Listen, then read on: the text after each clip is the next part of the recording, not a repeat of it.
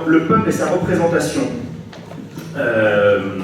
Philippe, quand tu m'as donné ce sujet, j'ai essayé d'articuler ces deux termes, et je dois bien admettre que je ne suis pas parvenu. Donc vous allez sans doute avoir cette impression d'un hiatus un petit peu entre ma première partie qui justement empruntera un peu le chemin de la philosophie politique et ma seconde partie qui sera beaucoup plus pratique et qui s'inscrira, je pense, plus nettement dans le cadre de ce colloque, puisqu'il s'agit de dessiner un roi, c'est-à-dire d'imaginer ce que serait la monarchie future.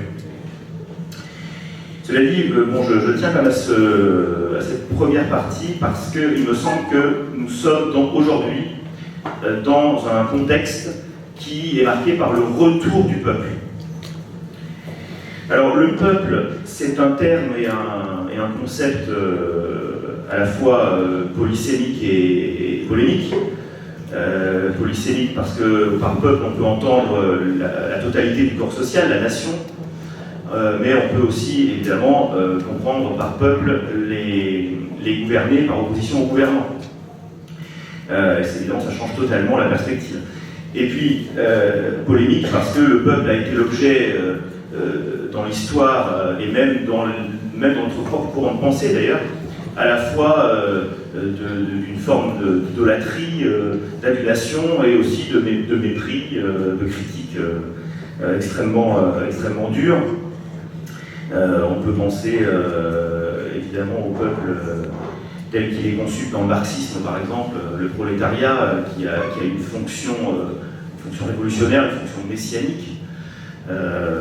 Et on peut aussi penser à l'inverse. Gérard parlait des critiques du totalitarisme, à tout ce qu'on a pu dire sur le peuple en tant que masse, en tant que foule, que tourbe, qui se jette dans les bras du démagogue. Donc c'est un concept qui est toujours difficile de manipuler. Il me semble que c'est aussi le concept central de la philosophie politique moderne, en ce sens que la philosophie médiévale place au centre Dieu et la cité céleste. Il s'agit d'harmoniser les fins humaines, les fins politiques, aux fins dernières, aux fins morales, aux fins religieuses. Ensuite, on a plutôt l'émergence du prince à l'âge classique. À partir de Machiavel, on va avoir le prince, la république au sens classique, l'État, qui sera le centre. Et là, ça rejoint un petit peu aussi ce que Gérard disait à propos de Hobbes. Et avec la Révolution française, avec le XIXe siècle, c'est vraiment le peuple qui devient à la fois l'objet, le sujet du politique. Et on pourrait dire, pour terminer ce panorama, qu'avec la postmodernité, avec, disons, cette révolution qui est la révolution de 68, et puis ses suites, et puis le consumérisme, on aurait l'individu qui prendrait le pas sur le peuple, l'individu et son épanouissement dans un contexte d'abondance économique, de jouissance, et puis dans un contexte où on coupe un petit peu le lien avec les racines, avec le passé.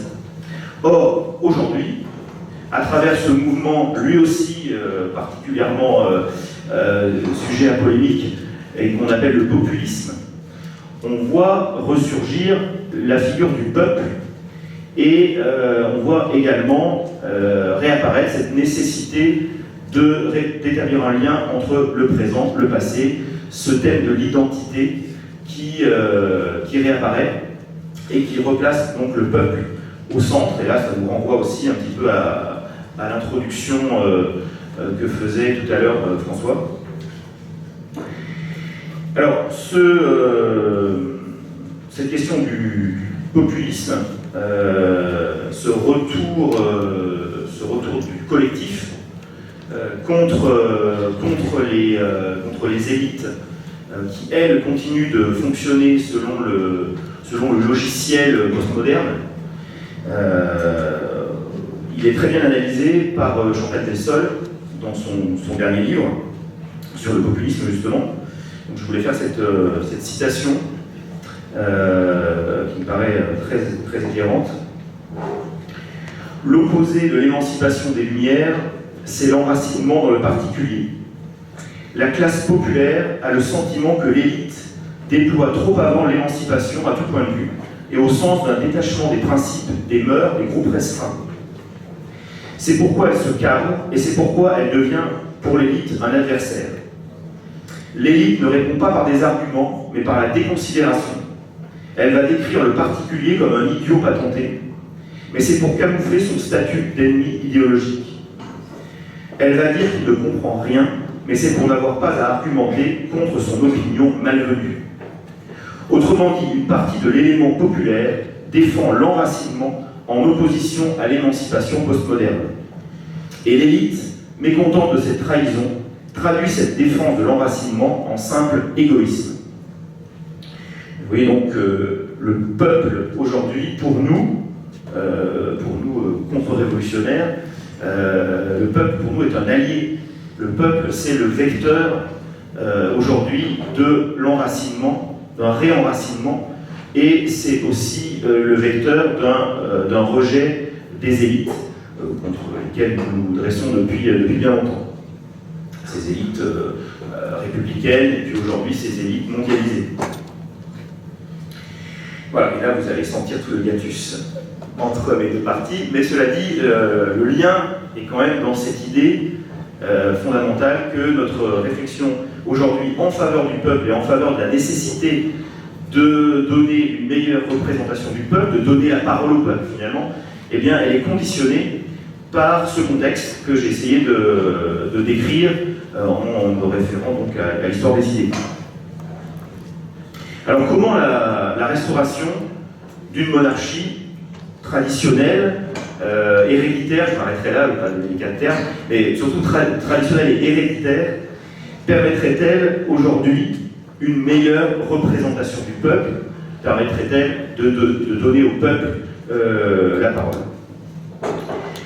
Et il me semble qu'il y a deux réponses à cela. D'abord par la figure du roi lui-même, par la présence du roi lui-même, du monarque lui-même, qui procure une forme originale de représentation qui n'existe pas, qui ne peut pas exister dans le cadre républicain. Et Gérard faisait allusion aux institutions de la Ve République, à l'élection en particulier du président de la République au suffrage universel.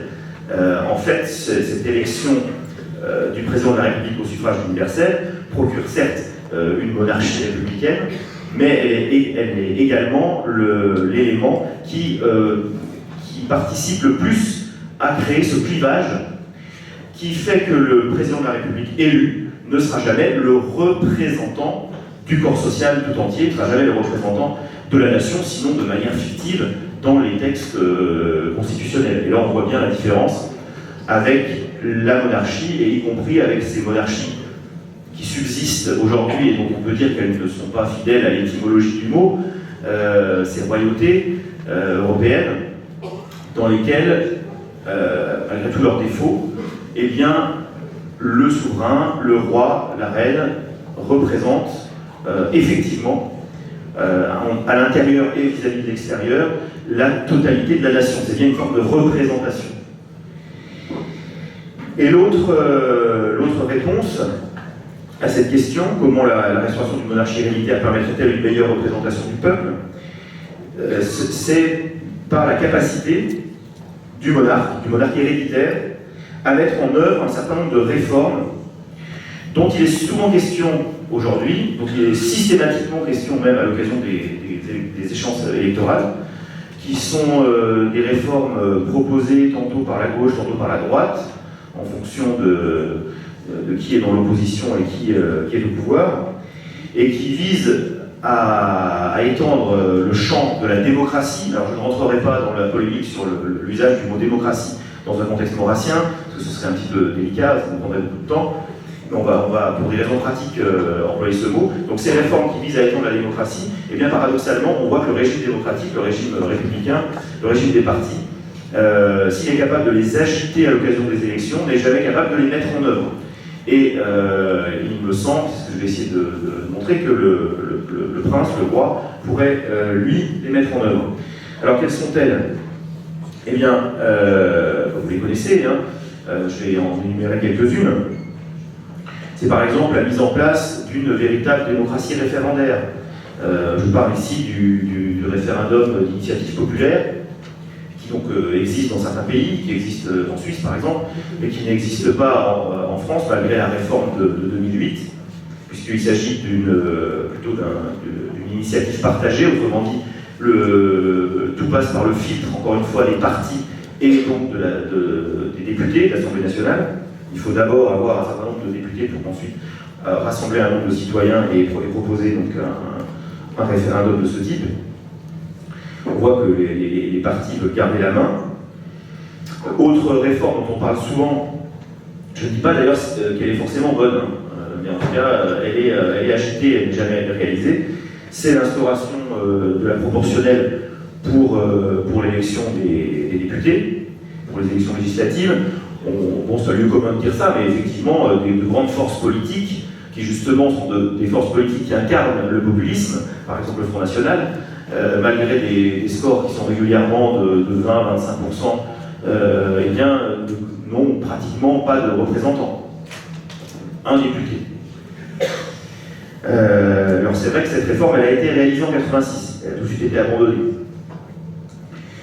La limitation également réelle des mandats, puisqu'il y a des réformes régulièrement mais qui sont toujours inabouties, c'est-à-dire par exemple proposer tout simplement un seul mandat électif et non renouvelable, ce qui signerait vraiment l'arrêt de mort des partis, en tout cas tels qu'ils fonctionnent aujourd'hui. Et là on comprend très bien avec cet exemple que les partis politiques sont incapables de faire ce genre de réforme. Et plus intéressant, la mise en place de formes de représentation concurrentes à la représentation partisane. Par exemple, les propositions que peut faire quelqu'un comme Étienne Chouard, qui consiste à proposer des assemblées tirées au sort. Après tout, c'est un système qui fonctionne pour les jurys d'assises, et qui permettrait de représenter réellement le corps social. On sait très bien que les députés ne sont absolument pas représentatifs de la population. Alors, il ne s'agirait pas et d'ailleurs, comme l'a dit aussi Gérard, une monarchie future ne ressemblerait pas forcément à notre programme, mais à ce que le prince en ferait. Et on voit mal le prince Jean interdire les partis politiques. Donc évidemment que les partis politiques continueraient d'exister, et évidemment qu'il y aurait une forme de représentation telle qu'elle fonctionne aujourd'hui. Et là, il s'agirait d'étendre, de mettre ce type de représentation en concurrence.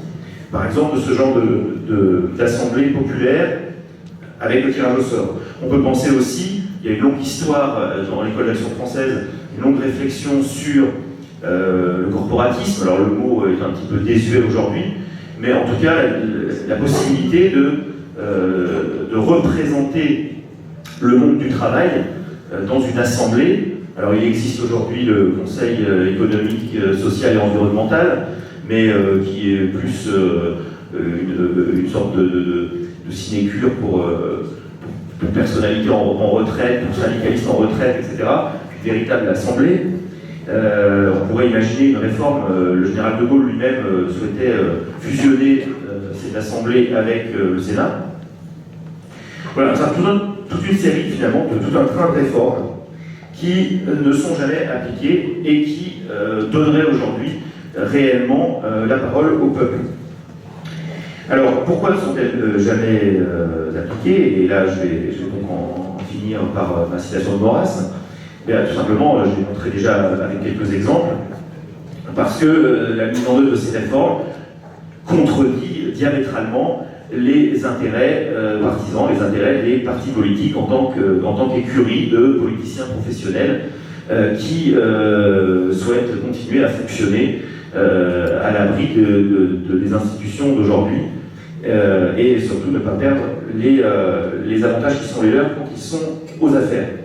Et donc ce que disait Maurras à propos de la décentralisation, à savoir que la République ne pouvait pas décentraliser seul le roi parce que l'hérédité lui procure cette indépendance à l'égard de l'opinion qui fait qu'il peut se décharger d'un certain nombre de prérogatives sans que sa propre légitimité en soit menacée. Et bien, ce que Maurras disait à propos de la décentralisation, on peut le dire à propos plus largement du développement de la représentation du peuple. Et donc on pourrait reprendre cette célèbre formule, moi aussi je vais citer un classique, qui est dans l'enquête sur la monarchie. On pourrait reprendre donc l'ensemble de ce texte et remplacer décentralisé par, allez, je vais oser dire démocratiser, même si le mot aurait fait horreur à Maurras lui-même.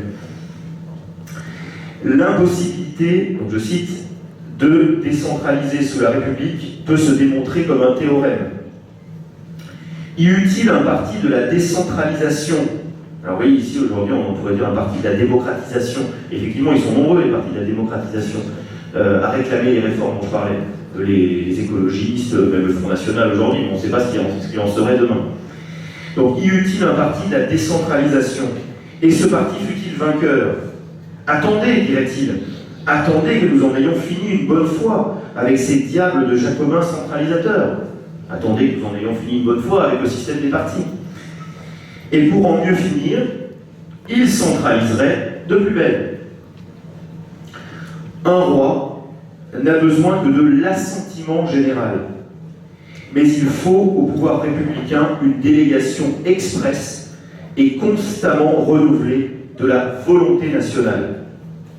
Il ne dure pas sans l'électeur, ce pouvoir est donc obligé de tenir l'électeur. Pour tenir l'électeur, il faut tenir le fonctionnaire. Pas de bonnes élections sans le fonctionnaire, et quand on souhaite des élections meilleures, il faut des fonctionnaires plus nombreux et meilleurs. Vous savez ce que ça veut dire. Voilà. Je vous remercie.